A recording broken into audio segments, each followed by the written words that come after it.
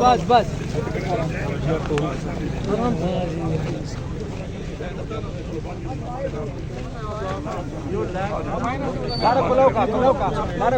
آگے جاؤ آگے جاؤ آرام سے بھائی آگے جائیں ویڈیو ظاہر ہے پورے پاکستان میں جیسے مسائل ہیں کے پی میں بھی ویسے مسائل ہیں، بلکہ وہاں پہ ٹیررزم کے آج کل زیادہ واقعات رپورٹ ہو رہی ہیں۔ اب آپ یہاں پر 2 دن سے آ رہے ہیں، آپ کے پاس پورا ایک حکومتی مشینری موجود ہے، اگر آپ کو اجازت نہیں ملتی آپ یہاں پہ نہ آئیں، جب تک مسائل حل کریں پریس کانفرنس آپ وہاں پہ بھی بیٹھ کے کر سکتے ہیں اور دوسرے صوبے کا مسائل بھی دے سکتے ہیں، آپ پھر یہاں بغیر اجازت آتے کس لیے؟ بات یہ ہے، میں آپ کو بتاؤں ایک بات، جو میری ملاقات نہ چھوڑنے کی وجہ کیا ہے،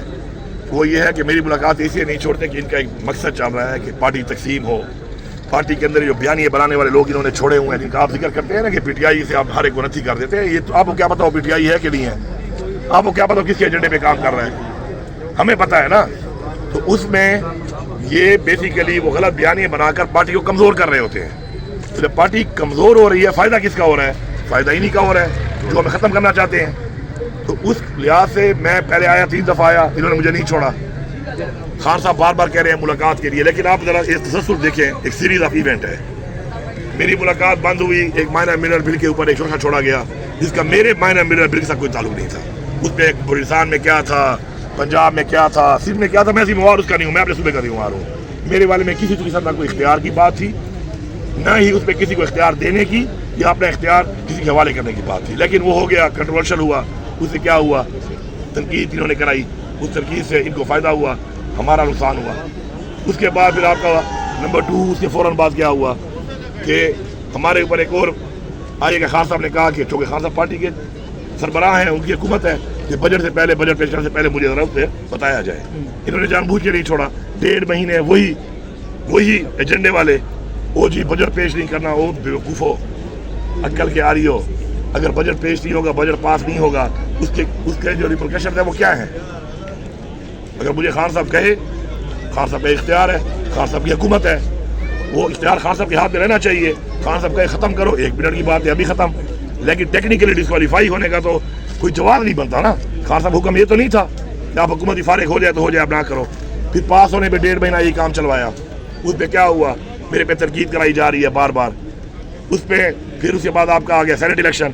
اس پہ پھر یہی بکواسیات کہ اپنے نام دے رہا ہے، پتہ نہیں کس کے نام دے رہا ہے، خان نے اور نام دیے، ہمارے لوگ بھی شامل ہو جاتے ہیں بیچ میں کھل کے بات کرتا ہوں،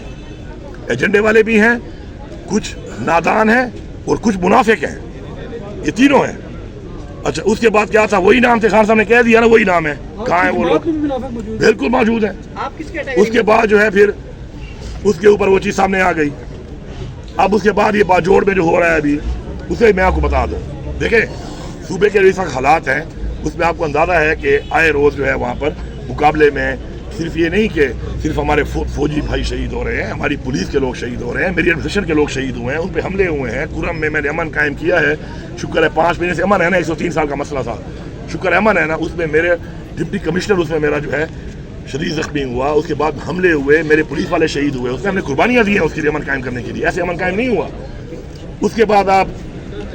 یہ دیکھیں کہ باجوڑ میں کافی عرصے سے ٹارگٹ کلنگ شروع ہے، اور یہ کب سے شروع ہوئی؟ الیکشن سے بھی پہلے سے، اور ریان زیب کو کیا گیا شہید، اس کے بعد فالوڈ بائی جے وائی کے لوگ شہید ہوئے، جے وائی کے جلسے پہ حملہ ہوا، ان کا امیر شہید ہوا، پھر ہمارے ایک سینیٹر صاحب وہ اس میں اس کو ٹارگٹ کلنگ کی وہ شہید ہوئے، اس کے بعد پھر مولانا خان زیب شہید ہوئے، تو مطلب ایک یہ پروسیس چل رہا تھا۔ میرا اے سی جو ہے اس کو شہید کیا گیا، میرے تحصیلدار کو شہید کیا گیا، پولیس والے شہید ہوئے، آرمی کا جو ایک راستہ ہے وہاں سے، دیکھیں ٹیکنیکلی سمجھیں ایک بات کو، آرمی کی جو چیک پوسٹیں ہیں وہ پورے 22 کلومیٹر پہ ہیں، لیکن ان سب کے لیے روڈ نہیں ہے، 50 چیک پوسٹ کو، 60 چیک پوسٹ کو، 100 چیک پوسٹ کو ایک روڈ جاتا ہے، اور اس کے بعد اس روڈ سے آگے جا کر ڈسٹریبیوشن ہوتی ہے ان کے لیے جو وہاں پہ وہ رہ رہے ہیں وہاں پہ چیک پوسٹوں کے اوپر۔ اب اس میں یہ بھی ایک مین آرٹری ہے جہاں سے وہ چیک پوسٹیں ہیں،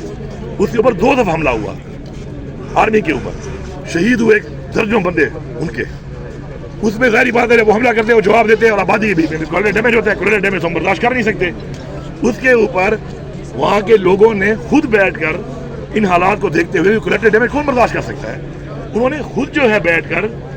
صوبائی حکومت کا کوئی نوٹیفکیشن دکھائیں آپ کہ ہم نے کیا آپریشن کا، اسمبلی کا دکھا دیں.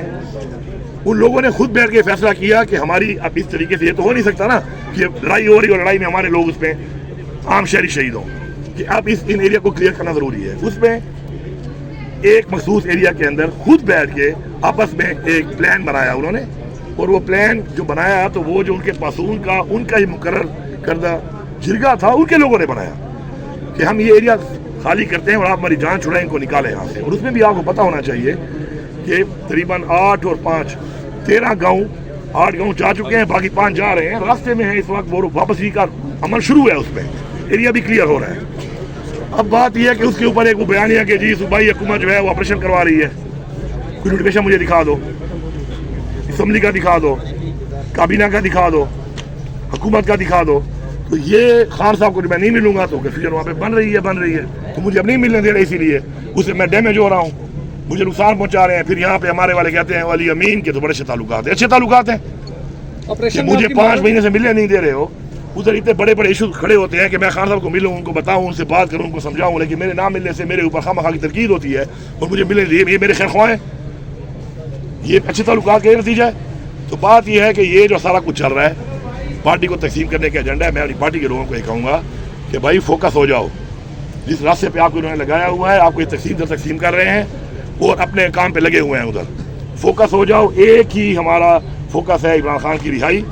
اور ایک ہی فوکس ہے حقیقی آزادی. اس ملک کے آئین کا ہم نے تحفظ کرنا ہے, اس ملک کے ہم نے قانون کی بالادستی کرنی ہے, اور اس ملک میں انشور کرنا ہے کہ ہیومن رائٹس وائلیشن نہ ہو, عدالتوں میں انصاف ہو. یہ ہماری ایک تحریک ہے, اس کی ہم جنگ لڑ رہے ہیں.